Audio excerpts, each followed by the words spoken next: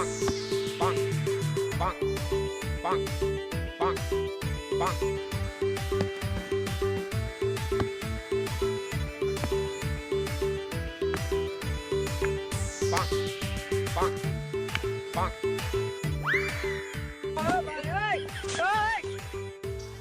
बाउ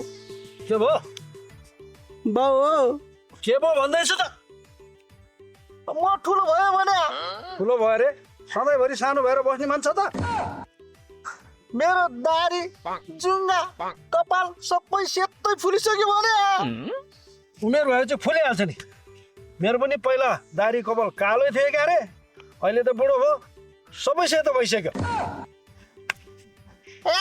यो बाउलाई मैले कसरी सम्झाउने होला मेरो उमेर पुगिसक्यो भने उमेर पुग्यो रे 100 वर्ष भइसक्यो ए त्यसले बिहे गर्ने बेला भयो भने के बिहे गर्ने बेला भयो भने आच्छेले भाइ बिहा गर्ने उमेर भयो रे तँ सानो हुँदाखेरि तेरो आमा बितेको पतिले बिहा गर भनेर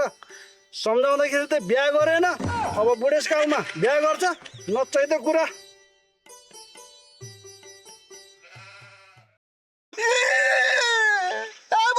तिम्रो बिहेको कुरा गरे आइरो क्या मेरो बिहेको कुरा गरे मेरो बिहेको कुरा आफूसँगको साथीहरूको सबैको बिहे गरेर यत्र घोरले छोराहरू भइसक्यो आफू चाहिँ गलाउने बोको जस्तो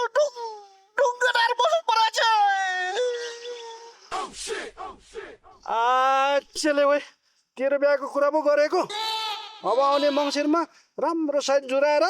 तेरो बिहा गरिदिन्छु ए यो बाउ पनि सधैँ यस्तै भन्छन् भने पोहोर पनि त्यस्तै भने परार पनि त्यस्तै भने अनि मङ्सिरमा लगन जुरेन भने के गर्छ त पुष माघ फागुन चैत वैशाखमा त भइहाल्छ नि अनि त्यो महिनामा पनि लगन जुरेन भने के गर्छ त असार साउन आइचले साउनमा त लगन हुँदैन कार्तिकमा पक्का बिहा गरिदिन्छु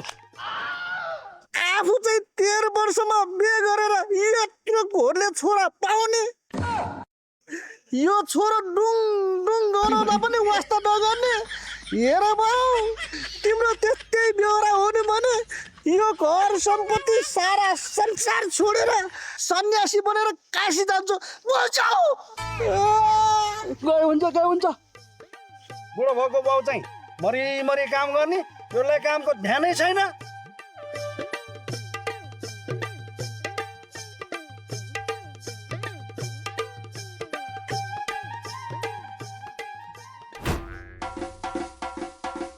चनकुटी झै गर्ने बाजा चनकुटी झै गर्ने बाजा मन परेको मायालाई ल्याइ आज मन परेको मायालाई ल्याइ आज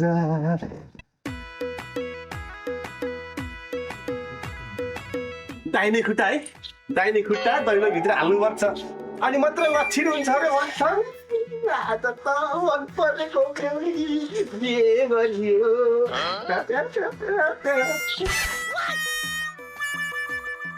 आफूलाई मन पर्ने केटीसँग बिहे गर्न पाइयो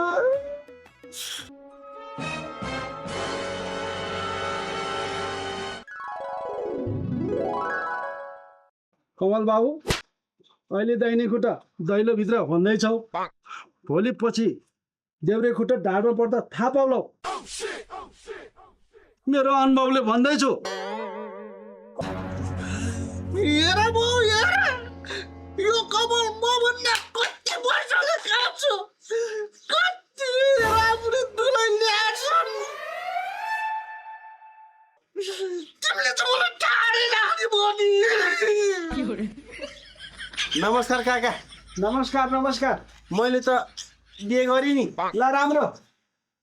उहाँ चाहिँ हाम्रो छिमेकी काका काका ढोगरी आशीर्वाद नानी ऊ चाहिँ हाम्रो छिमेकी काकाको डुकु छोरो डुकु दाइलाई नि नमस्कार अलि होस गरेर बस है नजर राम्रो छैन नि यो मान्छेको फेरि आँखा लाउँछ अब के कुरा गरेर बस्ने यहाँ जाउँ भित्र आफूले भित्र जानु कस्तो हतार भइसक्यो आचेले हो कमल बाबु अचानक बिहा बुहारी नानी पनि कति राम्री साक्षात् लक्ष्मी जस्तो बुहारी नानी तिम्रो घरमा दिदीबहिनीहरू छैन दिदी बहिनी त छैनन् काका तर मेरो फुपू दिदी चाहिँ हुनुहुन्छ किन बिहा गर्ने हो र बिहा गर्ने भएर त यो कुरा राखेको नि मेरो घरमा एउटा डङ डङ गनाउने ठाडो बोको छ बिहा गर्छु भनेर हैरान गरेको गर्यो मिल्छ भने यसै पालि बिहा गरिदिनु पर्यो आमै यो दाइलाई त कहाँ सुहाउँछ त मेरो फुपू दिदी त दाइ भन्दा धेरै जेठो हुनुहुन्छ बरु तपाईँलाई चाहिँ ठिक्क जोडी सुहाउँछ हौ चले भाइ मेरो बिहा रुको अघि तिमी काशी जान्छु भने होइन छोरी त म बोकेर गइहाल छिटो गइहाल म बिहा गर्छु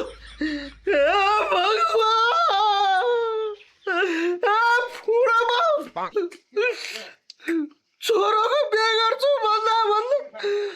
आफै बिहा गर्न लाग्यो होइन अब के गर्ने त डुकु दाई तिम्रो खपरा बिहे गर्ने योगै लेखा छैन रहेछ त बुढी यस्तो यो स्वासिनो भएको घरको आँगनमा बसेर के कुरा गरिराख्नु जाऊ भित्र ल छिमेकी काका मेरो फुपूसँग बिहा गर्ने भए कुरा चलाइहाल्नुहोस्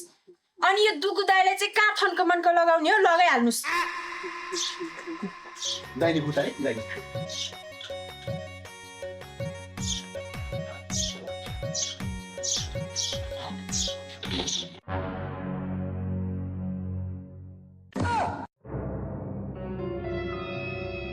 तिमीलाई थाहा छ कि बुढो तिमीले आफ्नो असली रूप देखायो होइन छोरालाई बिहे गरिदिन्छु भनेर आफै बिहे गर्न लाग्यो के गर्छौ त केटा खपरमा लेखेर ल्याएपछि इन्द्रको बाउ चन्द्रेल पनि मेट्नु नसक्ने रहेछ छोरोलाई रुवाएर पिण्ड खाने बेला फेरि बिहे गर्न तयार भयो होइन तिम्रो जिउमा त स्याउ चिरा पर्छ बुझ्यौ तिम्रो त उमेर छँदैछ नि केटा मेरो त उमेर गइसक्यो डाँडापारीको घाम यसपालि म बिहा गर्छु अर्को साल तिम्रो गरिदिइहाल्छु नि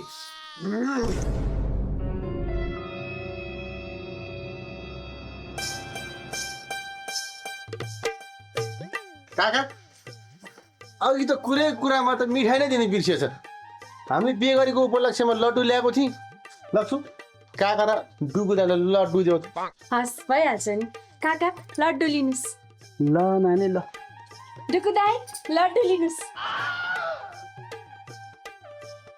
लिउ न लिउ डुगु दाइ तिमीले बिहे गरेर लड्डु खुवाउने कहिले मैले त बिहे गरेर लड्डु लिएर सिकेँ खाऊ डुगु तिम्रो बिहा नभए पनि अरूको बिहा हेरेर चित्त बुझाउ न खाऊ लड्डु खाऊ नरिसाइकन खाऊ न अनि बुहारी नानी तिम्रो फुपूसँग कुरा चाहिँ अलिक छिटोभन्दा छिटो चलाउनु पर्यो तिमीहरूको लड्डु तिमीहरू खाऊ